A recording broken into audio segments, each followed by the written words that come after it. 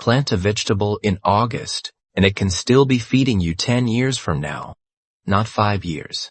Not 2, 10, sometimes more from containers you set up once and barely touch again. Here's what makes that stranger. One of the 7 plants on this list can keep producing food for up to 50 years from a single planting. Another one is something most gardeners are genuinely afraid to put anywhere near their yard. Yet in a container, it turns into one of the easiest crops you'll ever grow. If you want more of these plant-it-once strategies before next season sneaks up on you, go ahead and hit subscribe now. We're starting with the strangest one on the entire list, a vegetable that will actually walk across your yard on its own if you let it. Vegetable number 1 is the Egyptian walking onion, and it earns its name honestly. Instead of forming a bulb underground like a regular onion, it grows clusters of small bulbs at the top of its stalks. Once those clusters get heavy, the stalk bends over, touches the ground, and roots itself a few feet away. Planted in the ground, that means a walking onion patch slowly spreads across your whole yard, season after season, showing up in places you never planted it in the first place. In a container, none of that happens. The stalk still bends, but there's no soil underneath for it to take root in. You keep every bit of the harvest with none of the spread.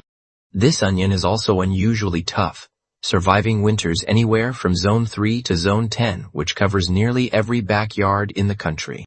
Give it a pot 8 to 10 inches deep with solid drainage. Plant a bulbil or root division now, and you'll get green scallions to fall, a quiet winter, then fresh shoots earlier in spring than almost anything else in your garden. By midsummer, it's already producing a new batch of bulbils to start the cycle over, which means one purchase can keep multiplying indefinitely without you buying seed again. The most common mix-up people make is treating this like a regular green onion and pulling the entire plant at harvest time. Don't. Snip what you need from the outer stalks and let the base keep growing, and the same clump will feed you for years instead of one season. Skip the depth requirement and use a shallow herb pot instead, and the root system stays weak, which quietly kills most of the benefit of growing it as a perennial in the first place. Give it that full 8 to 10 inches though, and the plant rewards you with almost no maintenance beyond an occasional trim and a yearly harvest of both the greens and the bulbils on top. Here's a detail worth knowing about containers in general, because it applies to everything on this list. Roots in a pot lose some natural winter insulation compared to roots in the ground, roughly 2 hardiness zones worth, so a plant rated for Zone 5 outdoors might only handle Zone 7 conditions, sitting exposed in a container. Keep that number in mind as we go, because it's exactly why the next plant on this list actually works better in a pot than it ever could in open soil. Vegetable number 2 carries a much bigger reputation, and plenty of experienced gardeners actively avoid it entirely. Horseradish. Planted directly in the ground, it spreads through aggressive underground roots that are close to impossible to fully remove once established. People will tell you they're still finding shoots years after they thought they dug the whole plant out.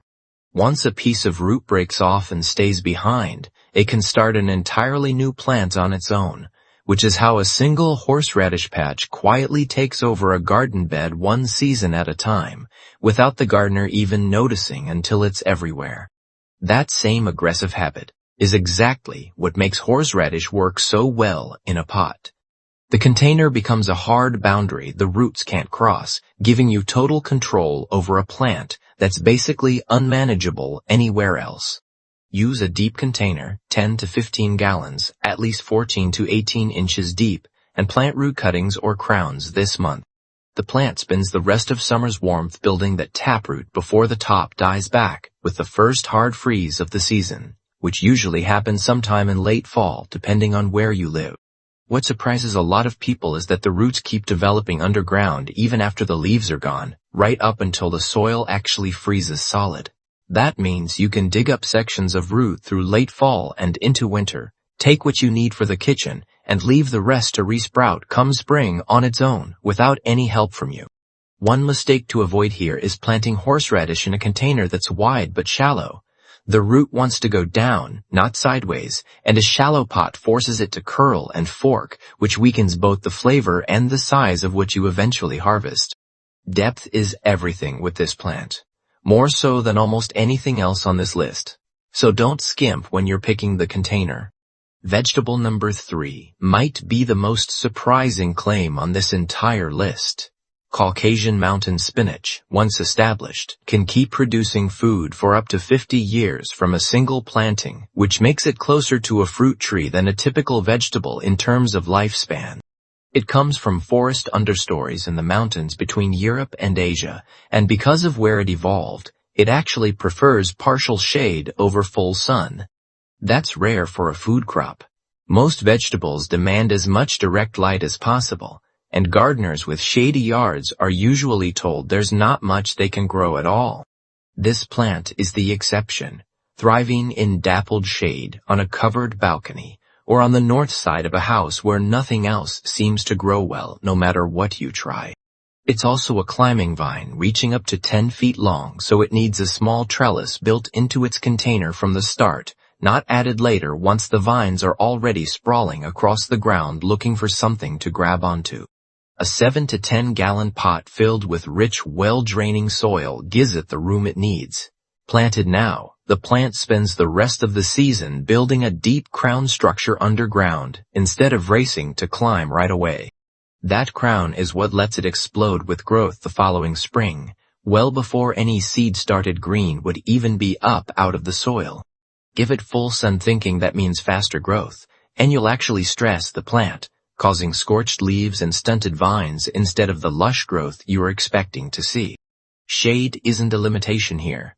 It's the whole reason this plant works where others fail, and it's why so many gardeners with shady yards finally have a genuinely productive perennial option of their own for the first time in years of trying. Once it's established, the young spring shoots can be harvested and cooked, much like asparagus, which is a nice bonus most people never expect from a leafy vine. Vegetable number 4 breaks a myth a lot of gardeners believe without ever questioning it. Watercress. Most people assume once summer heat hits, the growing season is winding down and the smart move is to wait for spring to start anything new. Watercress proves that backwards. Heat actually pushes it toward bitterness and forces it to flower early, ruining the crop before you ever get a real harvest from it. Planting it now times it perfectly with the season's cool down, giving you dense flushes of tender, peppery leaves right through fall, exactly when most other greens are winding down for the year. The real challenge with watercress is water, not soil, not sunlight, water. It's a semi-aquatic plant, so a standard container setup simply won't do the job here. You need a pot with drainage holes sitting inside a larger, non-draining saucer kept filled with water, a simple reservoir that keeps the soil constantly saturated without going stagnant and sour. Start it from root or stem cuttings this month, and you'll see usable growth within 3 to 4 weeks, faster than most annual greens started from seed at the same time. In colder regions, the one thing to watch is keeping that reservoir from freezing solid over winter, which can happen faster than people expect given how shallow those saucers usually are compared to a full container. A common misstep is using tap water straight from a heavily chlorinated system without letting it sit out for a day first, which can stunt young cuttings before they even take hold. Let the water breathe overnight in an open container, and the cuttings root noticeably faster and more reliably. Harvest by snipping just above a leaf node, and the plant branches out and fills back in within a week or two. Vegetable number 5 is for anyone who wants the least amount of ongoing work possible out of this entire list. Perennial leeks and Welsh onions. Regular leeks are annuals, started from seed and harvested once before you begin the whole process again from scratch next year. These perennial versions skip that cycle completely, forming clumping root systems that multiply on their own at the base without much help from you at all. Warm soil right now speeds up new root formation from the base of the stems, so a clump planted or divided this month establishes fast, usually faster than the same clump would if planted in spring instead. Use a mid-size pot, 3 to 7 gallons, and you'll get green growth through fall, a light semi-dormant winter, and by spring, the clump has already multiplied on its own without any input from you at all. You're not replanting anything. You're simply harvesting from the same expanding clump year after year, and every few seasons that same clump gives you free divisions to start an entirely new pot elsewhere at no extra cost beyond a little time and a shovel. It's about as close to a true set-it-and-forget-it vegetable as container gardening gets, which makes it a favorite for gardeners who travel or simply don't have hours to spend outside every single week. Vegetable number 6 starts with a word you don't expect to hear in a vegetable garden: tree. Tree collards are a woody-stemmed perennial that can grow 6 to 8 feet tall over time, developing a real central trunk rather than the soft stems you'd expect from a typical leafy green. Grown from semi-hardwood stem cuttings, they establish well when planted now, while the harshest summer heat is finally easing off and the cuttings aren't fighting to survive scorching afternoon sun on top of putting down new roots. Because the plant eventually carries real weight up top, it needs a large, heavy-bottomed container, 10 to 15 gallons, or it risks tipping over as the trunk thickens and the canopy fills out with age over the following years. Most vegetables are ruined by frost. A light freeze turns greens mushy or bitter, sometimes within a single night of exposure. Tree collards do the opposite. Their leaves get noticeably sweeter after the first light frosts of autumn, converting stored starches into sugars as a natural defense mechanism against the cold weather ahead. The exact weather that wrecks most of your garden is the same weather that actively improves this one, which is part of why longtime growers wait for that first frost before harvesting the best leaves. Just be careful with pruning, since cutting the central leader too early forces the plant to bush out sideways instead of building the tall, productive trunk that makes it worth growing in the first place. Vegetable number 7 closes out the list, and it might be the easiest of them all to fall in love with once you actually taste it. French sorrel, with a flavor somewhere between lemon and spinach, tangy enough to genuinely surprise you the first time you try it in a salad or a simple soup. A lot of gardeners assume late summer is too risky for leafy greens, worried they'll bolt to seed before producing anything useful for the kitchen. Sorrel is the exception to that rule. The cooling air this time of year is exactly what keeps it from bolting, since bolting is triggered by heat stress, and that stress is fading right when you're planting this month.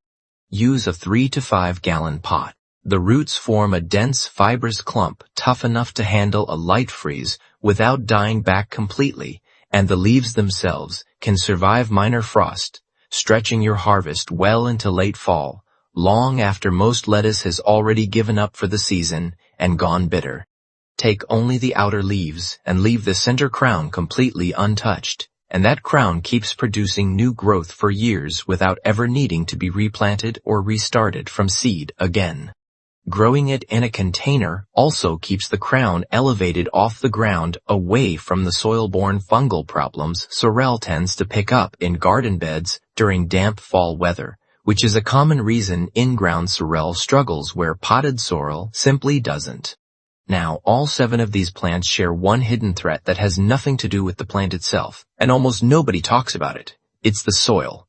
Standard potting mix relies heavily on fine peat or coir, and that breaks down and compacts within 12 to 18 months of regular watering and settling. Once it compacts, oxygen stops reaching the roots, and root rot sets in slowly, often without you ever realizing why a plant that should have lasted years just quietly declined and eventually gave up on you.